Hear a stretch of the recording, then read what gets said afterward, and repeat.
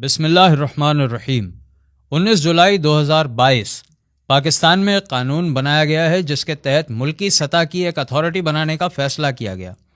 اس authority کا نام پہلے رحمت للعالمین اتھارٹی رکھا جانا تھا، لیکن عمران حکومت کے جانے کے بعد اس کا نام مزید بدلا گیا اور نیا نام ہوا نیشنل رحمت للعالمین و خاتم النبیین اتھارٹی۔ تو آئیے پہلے اس کی کچھ ذمہ داریوں پہ ایک نظر ڈالتے ہیں اور پھر ہم آپ کو بتاتے ہیں کہ اس ملک کی حکومتیں دین کا نام استعمال کر کے کیا کھیل کھیل رہی ہیں۔ اس ایکٹ کے آرٹیکل 8 میں اتھارٹی کی پاورز یعنی اختیارات اور فنکشنز یعنی کاموں کا ذکر ہے۔ آرٹیکل 8A کہتا ہے کہ قوم کی کردار سازی کے ذریعے ملک کو ریاست مدینہ کی طرز پہ تعمیر کرنا، جس کی بنیاد انصاف، قانون کی عملداری اور فلاحی ریاست کے ماڈل پر ہوگی۔ یہ بات سن کر آپ خوش ہوئے ہوں گے۔ آرٹیکل 8 کا کلوز T سنیں آپ اور خوش ہو جائیں گے۔ قادیانیوں، احمدیوں، لاہوریوں، یہودیوں اور وہ تمام ادارے، تنظیمیں اور مذاہب جو اسلام اور پاکستان کے دشمن ہیں، ان کی ہر حرکت پر گہری نگاہ رکھی جائے گی اور ان کے پروپیگنڈا اور ایکشنز کو روکنے کے لیے تمام تر قانونی کارروائی کی جائے گی۔ لیکن ہوا کیا؟ شہباز شریف نے جاتے جاتے نیشنل رحمت للعالمین و خاتم النبیین اتھارٹی کا چیئرمین بنا دیا ہے خورشید احمد ندیم نامی صحافی و کالم نگار کو۔ خورشید احمد ندیم کی تعیناتی کی وجوہات دو ہو سکتی ہیں۔ پہلی، نون لیگ سے وابستگی کی بنا پہ سیاسی طور پر اس کو نوازا گیا ہوگا، یا پھر قادیانیوں کے لیے جو اس کے دل میں ایک سافٹ کارنر ہے اس کی وجہ سے اس اہم عہدے پر تعینات کیا گیا ہوگا تاکہ اس ایکٹ کی وجہ سے قادیانیوں کی ایکٹیویٹیز پر جو نظر رکھنے کی شق اس قانون میں شامل ہے اس کو بے اثر کر دیا جائے۔ خورشید ندیم کون ہے؟ اس کے نظریات سے اگر آپ واقف نہیں ہیں تو یہ جان لیں کہ خورشید ندیم جاوید احمد غامدی کے فالوور ہیں، اور کوئی عام فالوور نہیں ہے، بلکہ بہت فخر کے ساتھ اپنے کالمز میں اپنے آپ کو غامدی کا شاگرد رشید لکھتے ہیں۔ ان کا ویکیپیڈیا بھی دیکھیں تو پہلے ہی جملے میں غامدی کا شاگرد خاص ہونا لکھا ہے۔ اب ذرا قادیانیوں سے متعلق خورشید ندیم کے خیالات بھی دیکھیں۔ اپنے آرٹیکل میں لکھتا ہے، قادیانی مسئلہ مذہب اور ریاست کے باہمی تعلق کی ایک فرع ہے، یعنی اسی سے پیدا ہوا ہے۔ مذہب اور ریاست کے مابین رشتے کا تعین ہمارا اصل مسئلہ ہے۔ جب تک اسے حل نہیں کیا جائے گا اس سے نئی نئی شاخیں اگتی رہیں گی۔ ہر مسلمان جانتا ہے کہ قادیانیوں کے کفر کی بنیادی وجہ ختم نبوت کا انکار کرنا ہے، اور یہ خالصتاً دینی مسئلہ ہے۔ لیکن خورشید ندیم کے نزدیک یہ مسئلہ ریاست کو مذہبی اسٹیٹ بنانے کی وجہ سے ہے۔ مزید دیکھیں، آپ کو یاد ہوگا عمران حکومت میں فائنینشیل ایڈوائزر کے طور پہ ایک نام ڈالا گیا تھا عاطف میاں کا۔ یہ بندہ قادیانی تھا۔ اس کے بارے میں لکھا ہے، عاطف میاں کو ہٹا دیا مگر مسئلہ اب بھی باقی ہے۔ سوال یہ ہے کہ یہ کیسا مسئلہ ہے جسے جتنا حل کیا جاتا ہے اتنا ہی لا ینحل ہوتا چلا جاتا ہے، یعنی سولوشن سے دور ہوتا چلا جاتا ہے۔ اسی آرٹیکل میں ایک اور جگہ کیا لکھا ہے وہ بھی دیکھ لیں تو بات پوری سمجھ میں آ جائے گی۔ آگے لکھتا ہے، اس ناکامی کی اس سے بڑی دلیل اور کیا ہوگی کہ ہمارا مذہبی ذہن ایک سفارشی کمیٹی میں بھی ایک ایسے فرد کو گوارا نہیں کر سکا جو ہم سے مختلف مذہبی خیالات رکھتا ہے۔ گویا خورشید ندیم کے نزدیک ختم نبوت کا انکار کرنا محض ایک مختلف مذہبی خیال ہے۔ ایسے شخص کو نیشنل رحمت للعالمین و خاتم النبیین اتھارٹی جیسے پاورفل ادارے کا چیئرمین بنانا اس اتھارٹی کو بے اثر کرنے کے لیے اگر نہیں ہے تو پھر اور کس لیے ہے؟ خورشید ندیم کے یہ خیالات ان کے استاد اور مرشد جاوید احمد غامدی کی تعلیمات کی عکاسی کرتے ہیں۔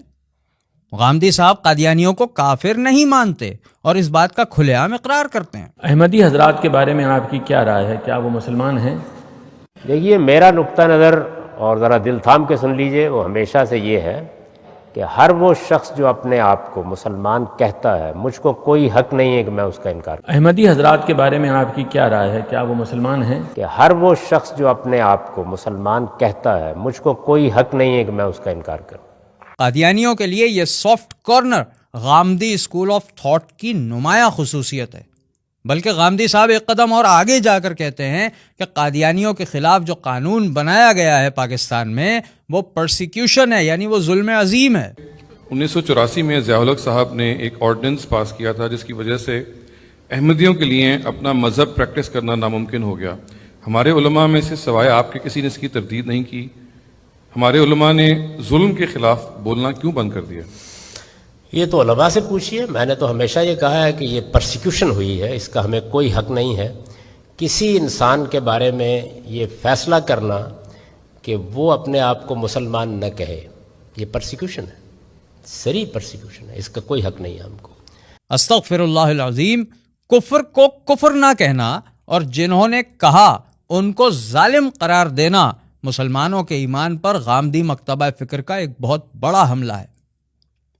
اس کے علاوہ خورشید ندیم سیکولرزم کا ماننے والا ہے. ذرا دیکھیں کیا لکھتا ہے.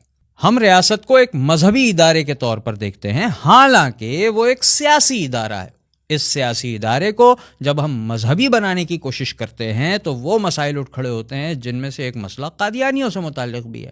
ہم نے مذہبی معاملات کو ریاست کے وظائف میں شامل کر دیا، حالانکہ وہ اس کے لیے بنی ہی نہیں. آپ کو یہ پتا ہونا چاہیے کہ سیکولرزم نام ہی اس نظریے کا ہے کہ ریاست کا مذہب سے کوئی تعلق نہیں ہونا چاہیے.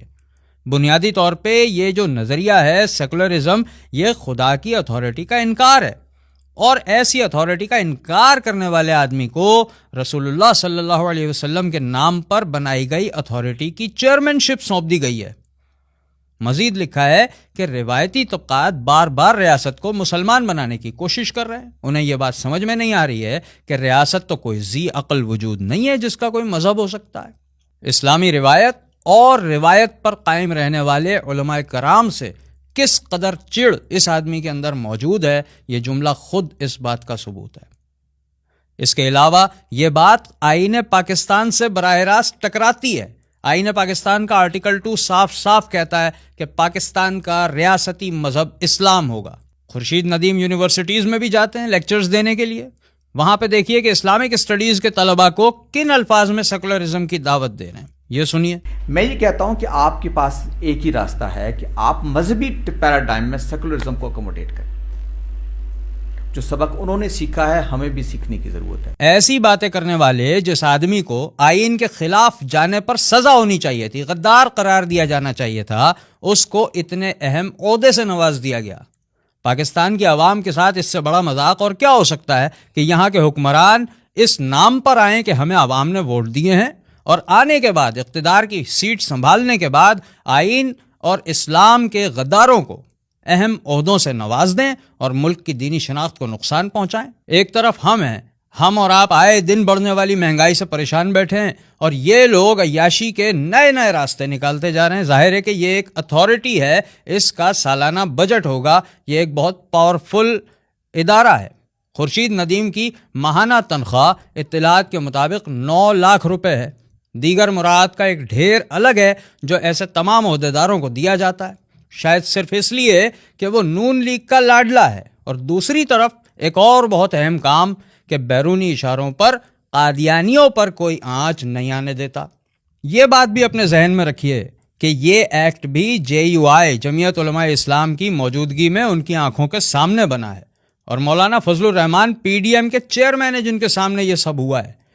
عقیدہ ختم نبوت پر کام کرنے والوں کو چاہیے کہ نیشنل رحمت للعالمین و خاتم النبیین اتھارٹی کے چیئرمین کی سیٹ پر کسی متفق علیہ جید اور متقی عالم دین کو بٹھانے کے لیے مہم چلائیں، تاکہ اسلامی جمہوریہ پاکستان کی دینی شناخت پر حملہ کرنے والوں سے ملک اور عوام دونوں کو محفوظ رکھا جا سکے.